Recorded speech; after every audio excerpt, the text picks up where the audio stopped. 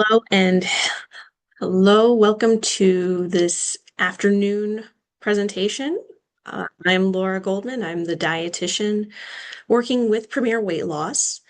And since we were having a theme with February in regards to Valentine's Day, we should also acknowledge that it is National Heart Health Month.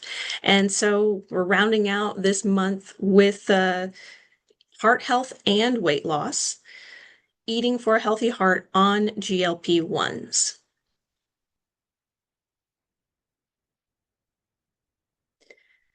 Remember, it's our weekly mantra. I like to always start these out by saying the same thing. Remember that it's the quality of your calories that matters.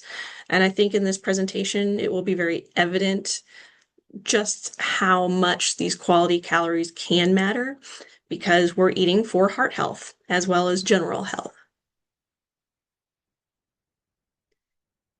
Briefly, what we will cover. First and foremost, what research is out there that involves GLP-1 medications and cardiovascular health. There's a lot more research, a lot more published papers out there than what I discussed, but just a little bit of an overview there. Also, we'll touch on the basics of diet and heart health and how those work together. A few meal planning ideas, as well as real life strategies to make those meals happen. A couple weekly challenges, and thankfully I was able to put together a couple different ones. So there's no protein focus this week, although you still should focus on protein. And as always, I like to leave time at the very end for any questions that you have. Quickly, we'll do that quick recap on GLP-1 medications and appetite. So, as many people are aware, as you're likely aware, the food intake is decreased when people take GLP-1 medications because there is an effect on your appetite as well as the gastric motility. So that means everything's moving a little bit more slowly. So the stomach isn't emptying as quickly, which can help prevent that physical feeling of hunger. But also there's less food noise from a hormonal gut and brain communication. And so I also think it's a good way to say, less food distraction. And when you aren't as distracted by hunger or food, that gives you the opportunity to prioritize more nutrient dense, more healthy foods. In fact, anecdotally, a dear friend of mine who has recently started on GLP-1 medications, she told me that some of the food that she might have given into don't even seem appealing at this time.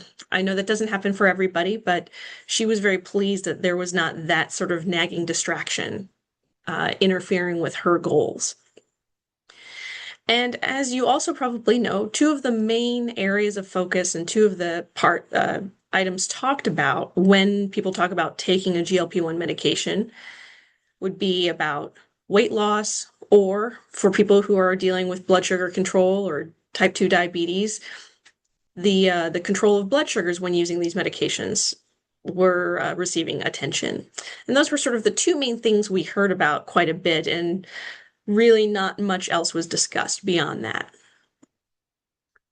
However, there are more papers coming out where we're observing from some clinical trials that there seem to be some benefits beyond just weight loss, beyond blood sugar control when people are using GLP-1 medications, which is, of course, very exciting. Because you can also see a recent press release, was that the FDA was approving a treatment to reduce the risk of serious heart problems. And that was for semaglutide or Ozempic or Wegovy. So it was actually being approved for use in reducing the risk of heart issues. And one example I gave with the trials, and again, there were a few more trials that discussed this, but in one called the SELECT trial, they noted that there was 20% lower risk of heart attack, stroke, or death due to cardiovascular disease in people with obesity or overweight and not with diabetes. And so that was very exciting to see. And as you may know, there are health benefits of weight loss with or without GLP-1s that have heart health aspects to it, such as improved blood pressure, triglycerides, HDL cholesterol, and blood sugars. So this seems to the GLP-1s seem to be amplifying these benefits in a way which is very, very exciting if you're concerned about your heart health. And diet can come into play here because, as we mentioned here, the GLP-1 medications certainly provide a health foundation. But remember that nutrition will reinforce and also amplify the benefits. It's sort of, you don't want to build a very nice house on something that's not structurally sound underneath it. So we want to build together. And the dietary components of heart healthy foods are going to sound very familiar. And that's looking at healthy fats. The liquid fats are definitely going to be healthier than, say, solid saturated fats. High in fiber is also something we look for. And limiting, I don't say eliminating because I think we need to live in reality, but limiting the amount of added sugars we're having, limiting the amount of sodium we're consuming, and limiting the amount of processed foods we're eating. And if that sounds familiar in a different kind of way, it might sound a little bit like a Mediterranean style diet, which is known for being a very heart healthy diet. So to go down into some of these individual components, when we're talking about the healthy fats, we're looking at unsaturated fats. And I wanted to list the various different dietary fats here below briefly and how they can have an impact on heart health. So the unsaturated fats like olive oil, avocado oil, or whole avocados, the fats in that, nuts or fatty fish, they can actually help improve your HDL cholesterol, which is considered the good cholesterol, and can help decrease inflammation overall. Whereas saturated fats, those are such as the butters, processed meats, regular meats. It says, we can say full fat dairy, but really the fat in dairy we're going to consider to be a saturated fat to some degree. And even the plant, palm, and coconut oils.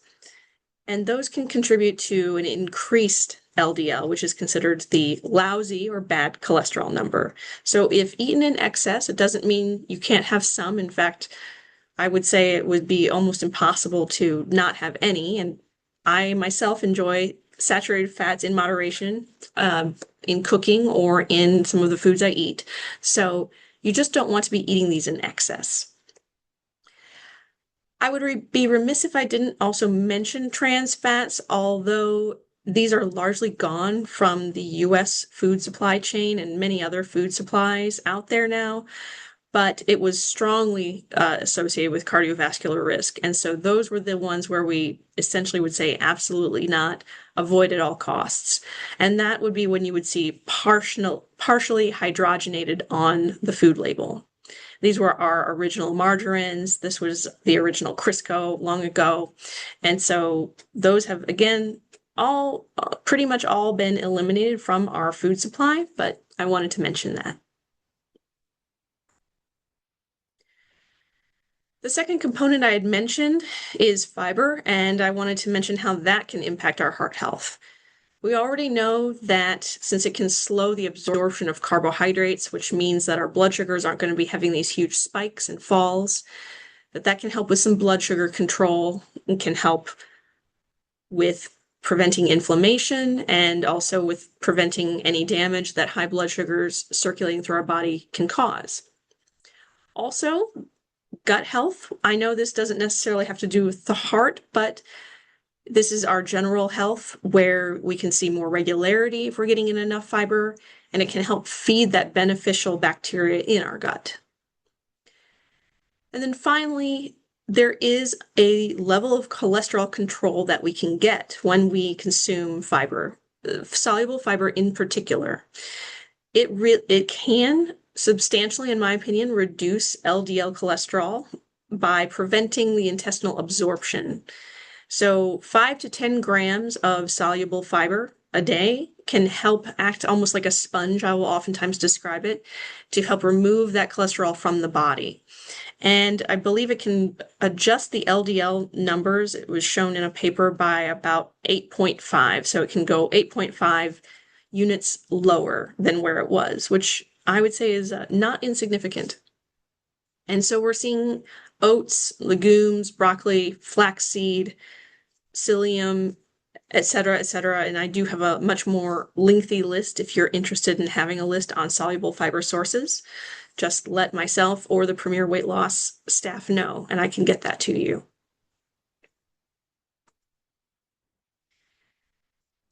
To build off of that and to make the heart healthy plate, I wanted to point out how the GLP-1 healthy plate that you've no doubt seen a few times in my previous presentations looks very, very similar to what a standard Mediterranean diet plate looks like. There's the emphasis on having half of the plate being vegetables. Granted, Mediterranean mentions fruits as well. A quarter being the more carby options with grains, rice, and pastas.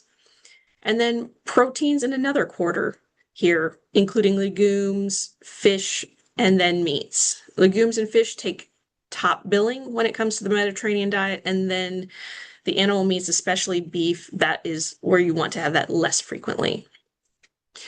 The glass of red wine, I wouldn't necessarily say needs to be included in a GLP-1 plate, and if you aren't drinking wine, there's no research indicated need that you need to start. So that's even for people who are trying to do the Mediterranean diet, there isn't necessarily a need to start drinking wine if you aren't. But if you are, one glass is really what we're looking at daily. Also, since it's not listed here, it is important to be mindful of sodium content as well. But typically, if we're avoiding super processed foods, ultra processed foods, then it's less likely that we're going to be having large amounts of sodium included without our knowledge. Moving on to some practical tips into how to implement this rather than trying to completely change your recipes all over. Sometimes I think one of the easiest is to add some of those legumes to your soups or salads. So if you like a green salad, add some chickpeas. They can be canned chickpeas, just drain them off, rinse them, put them on top of the salad, and you're adding more fiber and protein. It doesn't mean you can't keep the chicken or fish on top of that salad, but adding those chickpeas is just going to add a little extra fiber oomph. Because I will be honest, lettuce itself isn't necessarily the highest fiber food out there. So adding a little bit of that would be good. Lentils in a soup or salad, or even having edamame as a side dish, since that can be a really enjoyable snack as well. Olive oil over butter for cooking is preferred, absolutely, especially if we're sauteing anything, that's going to be a better choice. I know there will be certain occasions where butter is going to be the needed product just because of a flavor profile, but generally, if you can choose olive oil over butter, that's going to be a net benefit there. And then when thinking about doing some other heart healthy moves that are a little bit simple, if you like deli meat, I tend to recommend trying to opt for picking an entire rotisserie chicken and then taking the chicken apart or shredding it, or even just slicing off parts of the white meat to have that as your base versus a processed deli meat. And then when we're talking about food labels, to use those to your advantage, some of the main things I think that are important to look at are total fat, and then when you look beyond that, saturated fat. You want to see how much of that is the overall fat content. And really, you can have some saturated fat. The general guidelines are that you don't want saturated fat to take up more than 10% of your calories. I wouldn't really suggest having to count everything out to the gram unless you enjoy doing that, but trying to keep this limited. And some food labels will actually list out the unsaturated fats as well. And so usually if you can see that those are a bit higher, you're going to be doing well. Also, looking for dietary fiber, there is something called the Altman rule, which I've discussed in the past, where adding the dietary fiber plus the protein, especially if we're looking at a carb-containing food, if those two things together can be more than the total sugars, you're making a better choice. Clearly, this label wouldn't pass that test, but that is the general rule to go by. And also that you would want that fiber to be 3 grams or more per serving. But again, there's some general guidelines and it can't apply across the board. So if you were eating dairy, I wouldn't recommend using the Altman rule because they do list sugars because of lactose, and you're not going to see any fiber really in a glass of milk. So use discretion when utilizing that rule, but it can be very helpful for carb-based foods. And I guess I should mention, by the way, it just popped to mind, cholesterol on the food label, I don't put as much stock into that, professionally and personally speaking.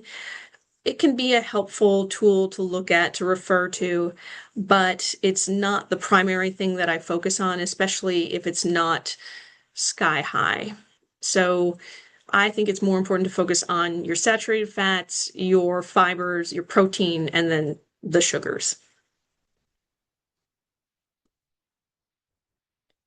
We're already moving on to the challenges for the week.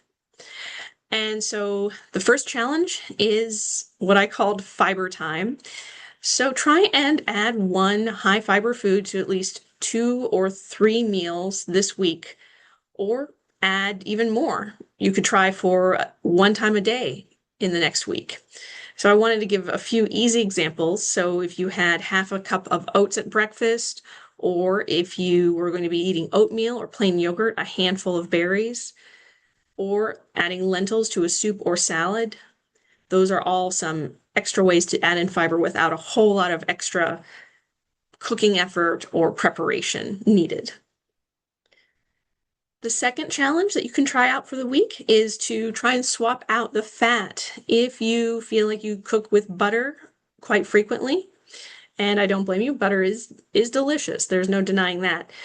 Try and replace that saturated fat or other saturated fats with some unsaturated fat options. So, like I mentioned, cooking with olive oil instead of butter, or since some chips and fries will be fried in a type of saturated fat, then try to opt for walnuts instead. And that will also give you a healthier unsaturated fat option. So to put all this together, just recognize that this GLP-1 medication may be giving you a cardiovascular opportunity. And to make sure to get that nutrition in the mix to make it last and to further amplify the cardiovascular benefits. Like I mentioned, you want to focus on high quality fats, increase that fiber, and try your best to have a balanced plate as often as possible. And remember, it doesn't have to be perfect 100% of the time. Small sustainable changes, the ones that you can work with and live with day by day, those are the things that will equal long-lasting results overall. And with that, I'd like to leave this time open to any questions you may have. And as always, you can ask this here with your name or anonymously, or if you think of a question later or would like to discuss any of this in more detail with me, by all means, please reach out to the Premier Weight Loss staff and they can get you in touch with me, and I'd be happy to answer any question you have. And I'll wait for just a moment.